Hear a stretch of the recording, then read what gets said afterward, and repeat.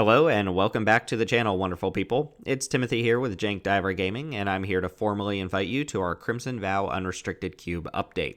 The perfect marriage of our beloved historic cube and, well, new Crimson Vow cards.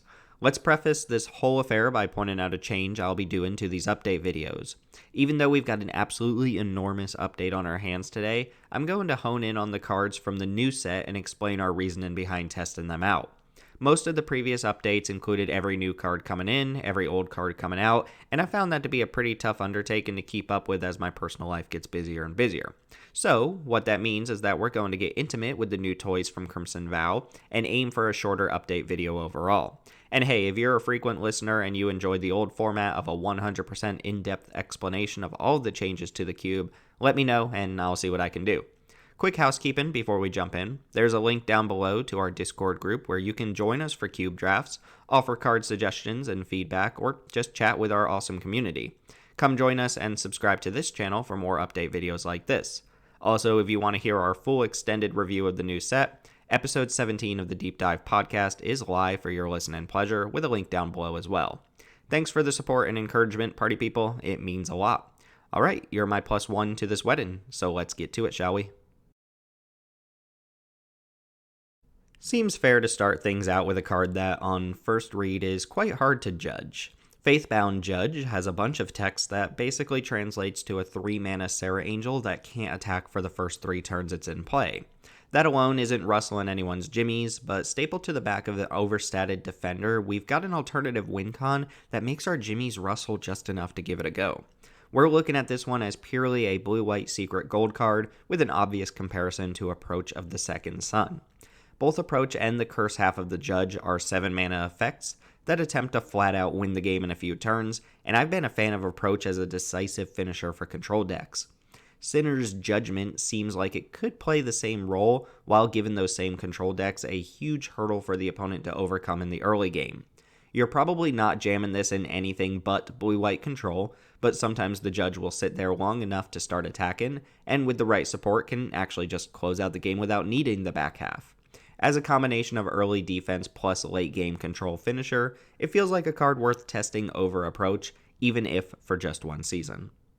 As if the section needed more goodies, we've got another, should I say, welcome addition to the 3-drop white section. Power Creep is on full display here, as Welcoming Vampire is an obvious upgrade to its Innistrad predecessor, Bygone Bishop, which in and of itself was an improvement over the long obsolete Mentor of the Meek.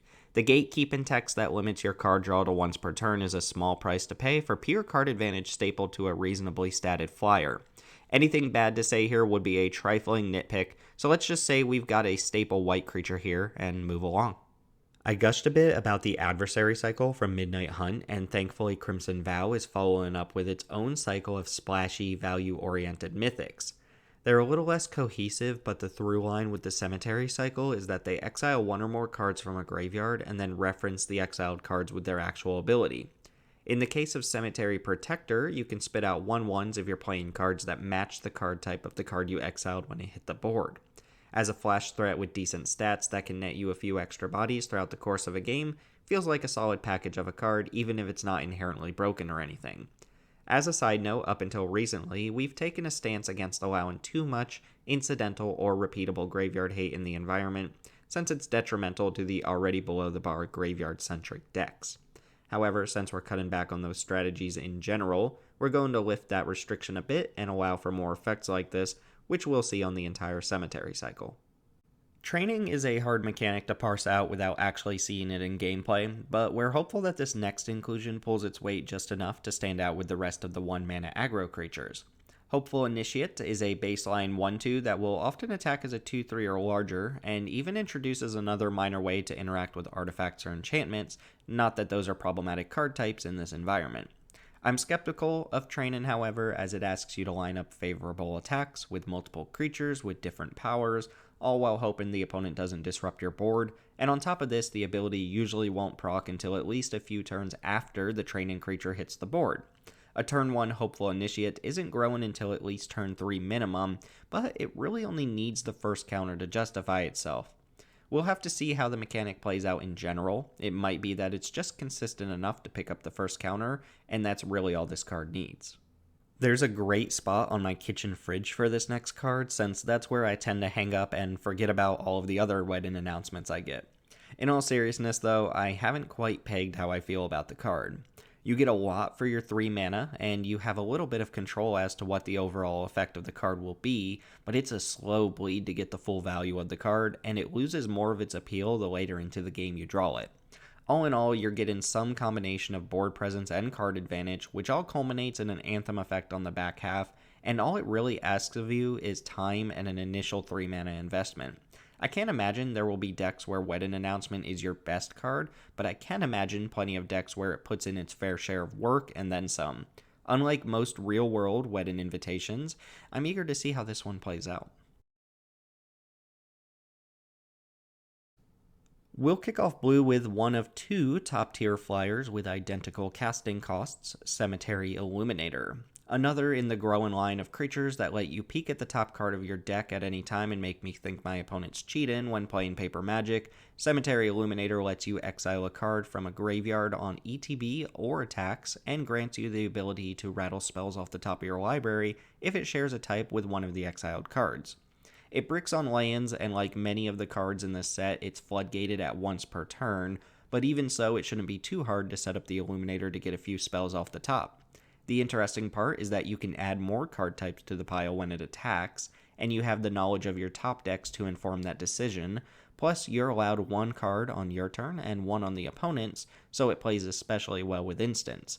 It's a cool combination of abilities, a fine stat line on an evasive body, and our first of a few winners from this set for our blue section. It sure would be cool if every card we were interested in from new sets had the exact same mana costs and competed for the exact same spots in Historic Cube. Oh wait, they do? Well, tickle me pink. This time, it's Dream Shackle Geist, which in all fairness is an even easier include than Cemetery Illuminator. Obviously, the overlap in mana values is a bit irksome from a cube development standpoint, but the more direct comparison for Dream Shackle Geist is probably something like Dungeon Geists, a card we found to be too unreliable when we played it. What the new Geist lacks in defensive power, it makes up for in pure proactive power. It's a great tempo threat that gets blockers out of the way, chunks the opponent for 3 in the air early in the game, and can even keep a threat locked down from the opponent so long as you find a way to get it tapped down in the first place. It offers immediate and persistent value for a deck looking to out-tempo the opponent and get them dead, and we're in the market for just that right now. Overcharged Amalgam isn't just what you get when your brother leaves your Amalgam plugged in overnight, it's also a mighty fine split card for our blue decks to toy around with. Exploit as a mechanic is inherently the same as a 3-way split card. Either cast the card straight up and exploit itself, cast it and exploit something else, or cast and ignore exploit altogether. The way blue is set up in our cube, the Amalgam is going to miss out on that middle mode quite often, since blue decks don't have extra expendable bodies laying around. But even so, that leaves you with a split card of 4 mana 3/3 flash flyer, or 4 mana hard counter, which sounds like an appealing split card to me. I understand that neither mode offers an explosive rate for the effect you get, but you get either effect on one card, with the option of getting both if you have another dude on board you're willing to let go of. Welcome back to America's favorite game show. Which long-standing, well-established Strixhaven Mystical Archive card will be dethroned by a random one-off uncommon from a standard line set this time? This week's contestant is Compulsive Research, who will be passing the buck to Thirst for Discovery. Compulsive, it's been a great, 4 months or whatever. Okay, really though, Compulsive Research is a card with a bit of a pedigree to its name, and Thirst for Discovery is just, it's better. That's not to say that there isn't room for both, but Cube is a dog-eat-dog world, and Compulsive is sadly a sorcery in a world dominated by instants. Most of our decks will have no trouble pitching a basic land, so even the slightly less restrictive discard clause on Compulsive isn't much of a deciding factor. Again, I wouldn't fault anyone for running both effects together, but if it's one or the other, Thirst is an improvement. It's always strange to see a common draw spell give the uncommons and rares a run for their money, but I think that's what we've got going on with Scattered Thoughts. Here you get a better version than the front half of Memory Deluge. It's essentially the same effect, but you get to bin the extra cards instead of stranding them on the bottom, which helps fuel cards like Search for Iskanta or Torrential Gearhulk. Obviously, Deluge has a flashback mode attached to it, but there are plenty of games that are decided before the blue control deck even gets to 7 mana, and if you never flash it back, well, Scattered Thoughts would have been the better card there. I'm not making a case for running Scattered Thoughts over Memory Deluge, just that they're in the conversation together, which is comical given the rarity difference. Our final blue card is going to look a little bit dorky next to some of these other heavy hitters, but bear with me here, and trust me, we've already gotten some flack from our community members for this one. Lantern Bearer is flying men with upside, and our blue section heavily supports tempo decks which thrive off of cheap 1-mana plays. We're in the market for more 1-mana flyers in blue, and while Lantern Bearer doesn't quite stack up to the better ones like Terramander or Spectral Sailor, it also doesn't seem as bad as I know some people are going to make it out to be. It holds Bone Splitter as well as the rest of them and comes back later in the game to jump one of your dorky tempo creatures like Manowar into the air for some extra damage. Also, just imagine casting Scattered Thoughts and binning a Lantern Bearer. We're really out here breaking Historic Cube, y'all. Here's a fun drinking game for you. Whenever you sit down and play with Crimson Vow cards, every time someone says the word blood, you have to take a shot, and the last person to go to the hospital that night wins. Here, I'll get the party rolling with Voldaren Bloodcaster. She really boils down to a 2-1 flyer for 2 for the aggro decks with a neat Aristocrats ability tacked on. There's some nonsensical bat-making ability on the back half, but I'd be hard-pressed to think you're ever transforming this card in Cube. So if a 2-mana 2-1 flyer that may or may not spit out a few extra rummages per game is good enough, then we're here for it. Not every Historic Cube needs to support black aggro, but ours certainly does, and that means Graph Reaver is a perfect fit for the cube. I mentioned before how exploit cards are secret 3-way split cards, but that's less true with Graph Reaver because the Planeswalker destroying text just isn't going to matter as much. Don't get me wrong, when your 2-mana 3-3 lets you chunk away your recursive 1-drop in exchange for a Teferi or Nissa, you're going to feel like a god, but that's just not going to happen often. What will happen often is that you'll pay 2 mana to deal about 6 to 9 damage to your opponent and about 2 to 3 damage to yourself, and that seems like a good deal to me. Henrika Domnathi is what you get when you mix Rankle together with a Vampire Nighthawk. There's some decision making involved, and you only get one crack at each of the Rankle-esque abilities, but you'll almost always get some immediate value when she hits the board, even if that means transforming her right away and stabilizing. The activated ability reads as strange on paper, but seems like an effective way to race without actually having to cast anything. All in all, she's a good card to bridge the gap between Aristocrats and mid-range, and the wide swath of options she gives you made her interesting enough to try out. The Black Desecrators go into unseat Noxious Gearhulk for the time being, and time will tell which is better. It may be the case that both cards are better enough in different situations that they're pretty much even and we'll have to take our pick of the two, but it's clear there's only room for one. Gearhulk picks up a point of power and gains life, which is a significant +1 to the Gearhulk scorecard. Desecrator is a bit more finicky since its removal ability relies on having a high CMC card in the graveyard, so it's less reliable at dealing with bigger creatures, but it makes up for that by extending that ability to Planeswalkers and even doubles up on its ability on the way out. I think the potential 3-for-1 pushes it above the Gearhulk in most situations, but the life gain is a pretty big loss. Either way, it's a great example of trying the new version of an old classic to see where it lands. I'm going to keep an eye on this next one because Concealing Curtains looks like a perfect glue card that could fit into a number of different black decks.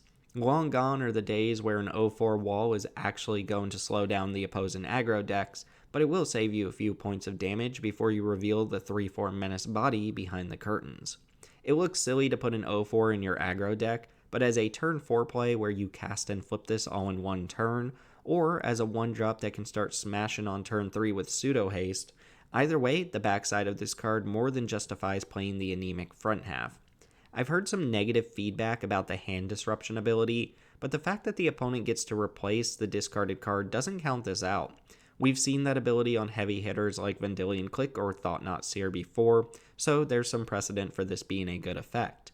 Note that a random card off the top of the opponent's deck is usually worse than a valuable card that you force them to discard, especially when that choice falls in your lap.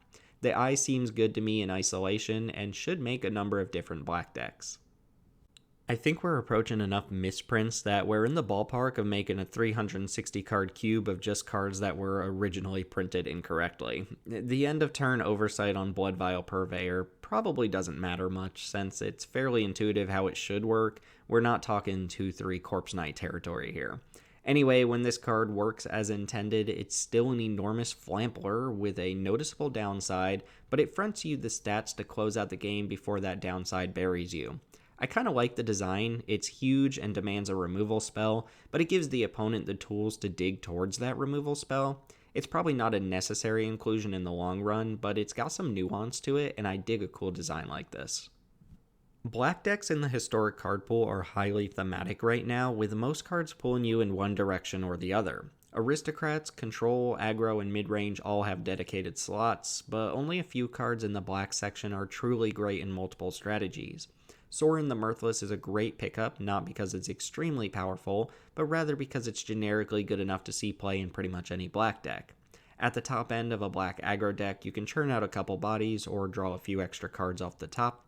Aristocrats decks won't mind 2 bodies in one, and same goes for control decks where the lifelink and bodies can help stabilize the board.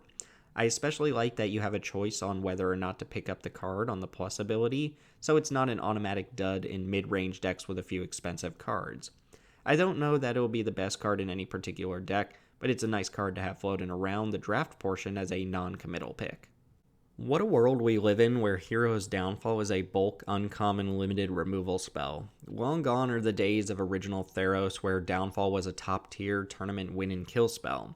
It's still good, but it feels appropriately uncommon these days, and while the downshift in rarity opens it up to peasant environments for the first time, it's still decent for Unrestricted Cube, just not an all-star. It's still up there in terms of instant speed Planeswalker removal, but we can't overstate how much closer this is to, say, Murder than it is to something like Doomblade. Still, versatility goes a long way here, and it's a nice pickup for black control decks while still functioning in most other black decks. What better way to start off red than with a controversial one? I personally think Kessick Wolfrider is a far cry from the next coming of Grim Lavamancer, not that anyone's sincerely making that claim. The comparison is apt though, with Kessick Wolfrider being a 1-drop red creature that can use the graveyard as a resource. The thing is, the ability costs enough mana and requires enough cards to be exiled that I think you'll make at most somewhere between 0 to 1 wolves off the ability per game, and basically never more than that. Now, of course, I have to stop and evaluate it for what it is.